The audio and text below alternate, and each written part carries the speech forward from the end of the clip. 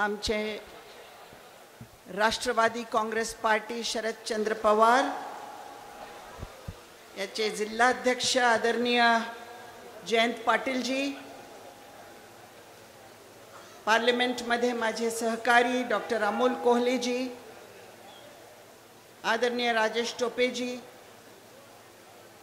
बाबाजानी दुर्रानी जी, विजय गवाने जी, महबूब शेख जी, सुनील गवाने जी, भीमरावजी हत्ती अंबिरे, रितेश काळे, किरण सोनटक्के, जुनेद दुर्रानी, मंचावर उपस्थित सर्व सन्माननीय आणि या शिव स्वराज यात्रेच्या या कार्यक्रमासाठी आलेले माझे सर्व बंधू व भगिनींनो,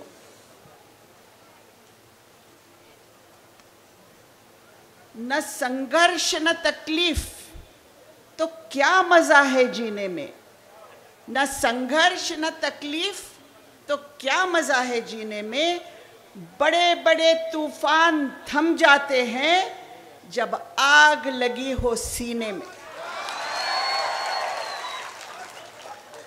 आई बाबा होण्याचे स्वप्न अजून पूर्ण झाले नाहीत का? आई बाबा होण्याचे तुमचे स्वप्न पूर्ण करा अपोलो फर्टिलिटीद्वारे। मोफत सल्ल्यांसाठी कॉल करा 9953420359।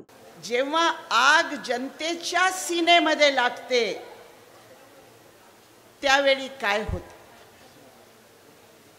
कुठलाही तुफान असो त्याची काय हैसियत राहत नाही। आणि आज जनतेच्या सीनेमध्ये आग लागलेली आहे, कारण अन्यायाचा साम्राज्य आहे।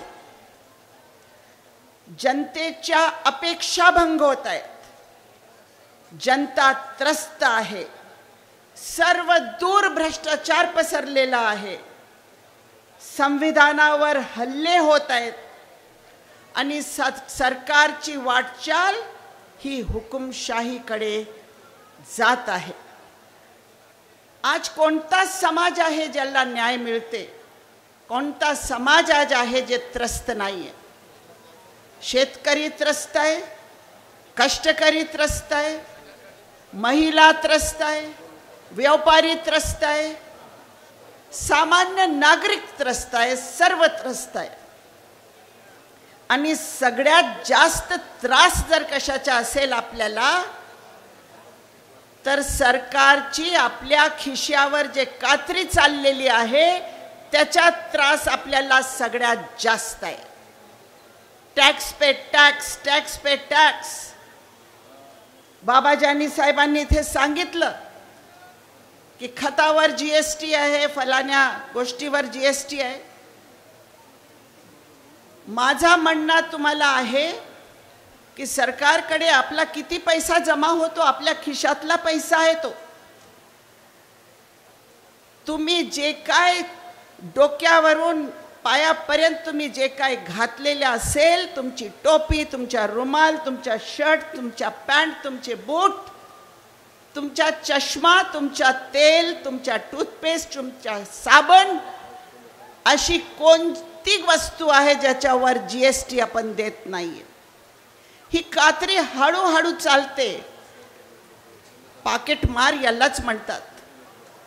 पाकिट मार जेव्हा पाकिट मारतो कोणाला कळत नाहीये, आपल्याला पण न कळता आपला पैसा सगळा सरकारला जातोय। पण सरकारचं काम काय? सरकारने आपल्याला चांगले रस्ते दिले पाहिजे, सरकारने आपल्याला चांगले सुविधा निर्माण करून दिले पाहिजे, पण तसं होत नाहीये। हा पैसा कुठे जातो हा विचारण्याचा आपल्याला अधिकार आहे, कारण हे आपला पैसा आहे। जेव्हा सरकारचं कर्तव्य आहे की चांगली वीज पुरवठा आपल्याला झाला पाहिजे, ते होत नसल्यामुळे आपल्याला जनरेटर खरेदी करावा लागत आहे आणि त्या जनरेटरवर पण आपण जीएसटी देतोय। पाणी येत नसल्यामुळे आपण मोटर खरेदी करतो, त्याच्यावर जीएसटी देतो। आपण गाडी खरेदी करतो, मोटरसायकल खरेदी करतो, त्याच्यावर जीएसटी देतो। सरकार आपल्याला सरकारी शाळेमध्ये चांगला गुणवत्ता शिक्षा देत नसल्यामुळे आपल्याला आपल्या मुलांना प्रायव्हेट स्कूलमध्ये पाठवावा लागत आहे, जिथे त्याची फी आपण देतो। सरकारी रुग्णालयामध्ये चांगली सुविधा मिळत नसल्यामुळे आपण प्रायव्हेट रुग्णालयामध्ये जातो, तिथे आपण पैसा देतो. हे डबल पैसा खर्च करण्याची गरज काय आहे? त्याच्यामुळे जनता त्रस्त आहे आणि जनतेच्या सीनेमध्ये आग लागलेली आहे. महिलाची सुरक्षा पुरवण्याचं काम सरकारचं आहे, पण महिलांना सुरक्षा आहे का? अजिबात नाही. महिलांना सन्मान या राज्यामध्ये या देशामध्ये आहे का? अजिबात नाही. कारण आपण एक व्हिडिओ बघितला असेल, मलकापूर बुलढाण्यामध्ये एका महिलेला एक माजी कृषी उत्पन्न बाजार समितीच्या सभापती मारहाण करत आहेत आणि पोलीस बघण्याची भूमिका घेत आहेत. हा आहे महिलांचा सन्मान? लाल किल्ल्यावरून आपले पंतप्रधान आदरणीय नरेंद्र मोदी यांनी सांगितलं की महिलांचा सन्मान आमच्यासाठी खूप महत्त्वाचा आहे आणि आम्ही त्याच्यासाठी प्रयत्न करतोय.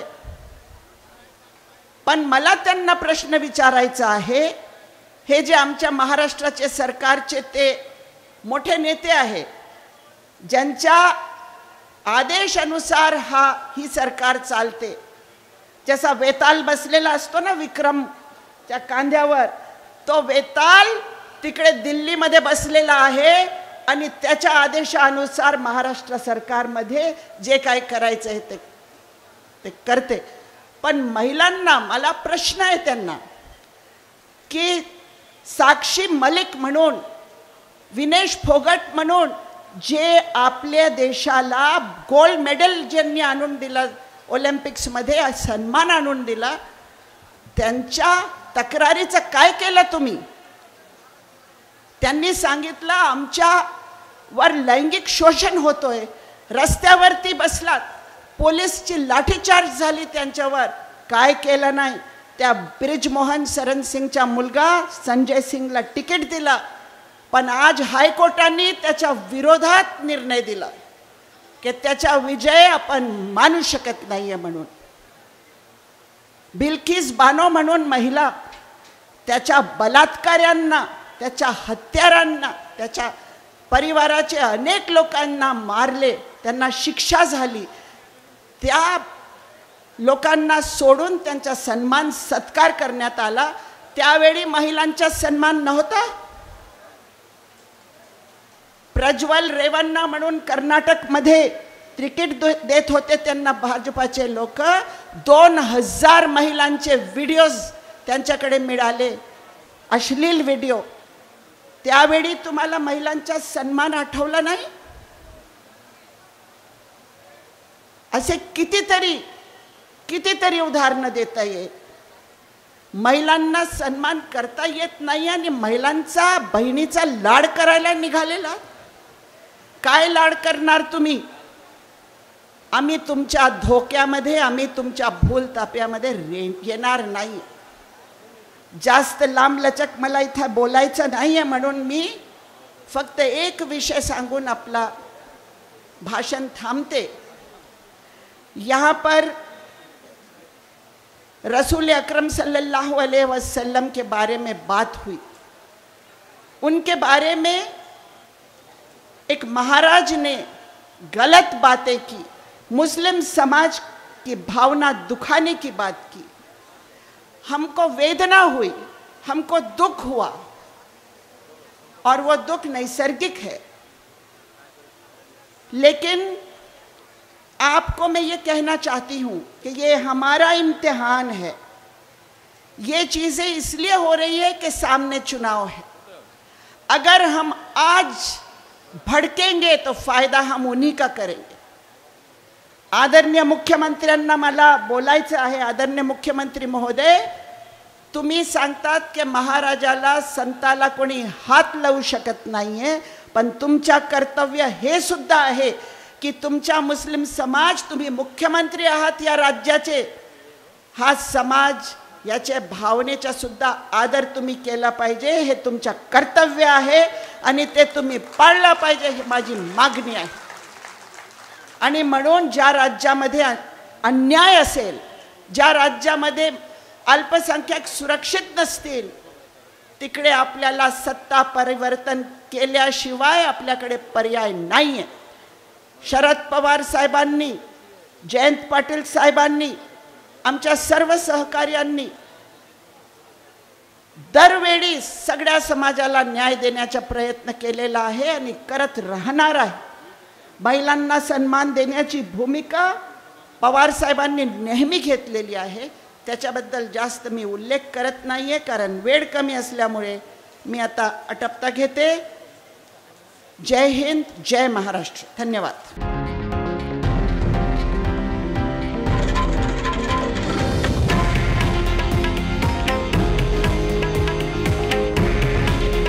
हे आहे देशातील नंबर 1 न्यूज नेटवर्क आणि आपण पाहत आहात TV9 मराठी.